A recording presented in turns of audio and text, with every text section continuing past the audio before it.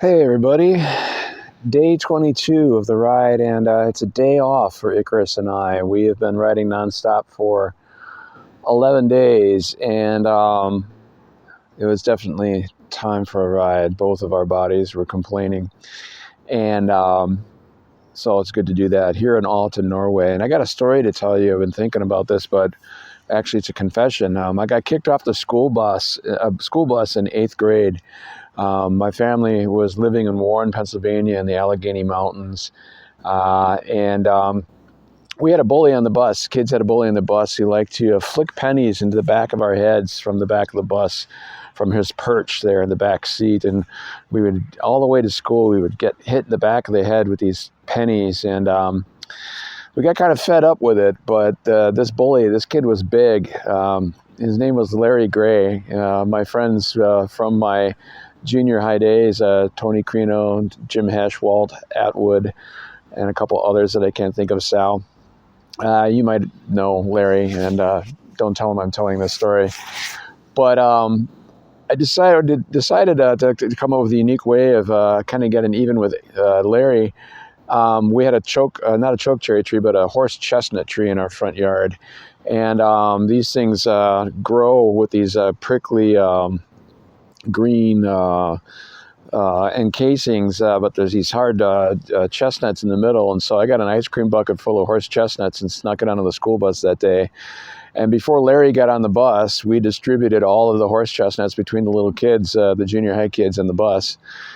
And the word of mouth was the first penny that came flying from Larry Gray, everybody was going to turn around and fire. And sure enough, Larry decided to shoot a penny in the back of some kid's head, and we all turned around and threw every single last horse chestnut at Larry. And he's in the back corner of the bus. All these things are ricocheting off the inside of the bus, and he's just like, he was shut down. Later that afternoon, while in Mr. Bunce's trigonometry class, the intercom came on, and "Can you send George Mohr down to the office?" So I had to do the walk of shame to Principal Powell's office. Turns out the bus driver was Larry Gray's uncle, but he actually sort of quietly whispered to me, "You guys are good kids. I'm glad you did that, but you're going to get in trouble." And we had to ride our bikes to school for a week. That was the punishment. We got kicked off the bus. And so to get to my point, we had to ride our bicycles up this mountain to get back to our homes, up on the hill, as they called it. A big steep, my arm's getting tired. A big steep hill that took a long time. And strangely enough, every time I climb a mountain on these bike rides, whether I'm crossing the Rocky Mountains or I'm in the Andes Mountains or climbing some steep climbs in Iceland or Sri Lanka or even Vietnam. And then here in Norway, I think about how lucky I was to have gotten kicked off that bus, to have that experience of what it feels like to kind of have to really work really hard to ride a bicycle up a hill, but also what a reward it is in the process of doing it, because you're moving so slowly. You notice everything. And that's what I do when I'm on my bicycle. One reason I do these bike journeys is you're moving really slow. You can notice everything that's going on in people's yards. You go past a waterfall and you just kind of get the feel of what it's like to be a waterfall on a mountain. You get these views that look down into the valleys and the fjords below you. You get the feeling of being able to figure out how much energy it takes to move all that massive weight up a hill and realize that you're happy that you left the heavy cook pots at home and didn't try and load them on your bike.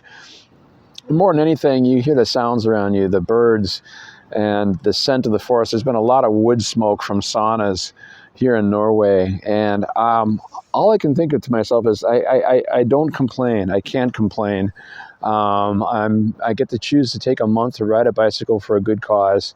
But I'm also soaking in the land around me and the experiences around me. And then, of course, you get to the top of a mountain. You got the view, and you're carrying cookies on your bike. And so you open up that package of cookies, and you eat cookies because that you just burned, 1,000 calories on that climb. up the mountain. And so just wanted to kind of give that thought to you today on this day off. I'm staying away from the bike. Icarus is doing fine in the parking garage in a hotel. We actually got a hotel. We're not in a tent today. And again, thanks to all of you who have helped me raise over $14,000 on my way to a $20,000 goal. Let's see if we can get that last amount knocked down little by little. Thanks to all of you who have contributed. I'll be hitting the road again tomorrow, 2 to 3 days to go 240 kilometers to Nordkap, the North Cape, as they call it, the northernmost point of Europe. So that's all I got to say. I'm just going to walk around and see what I can observe and find out who the hell this guy is. So I'm sure he's somebody important, and I'll report to you when I find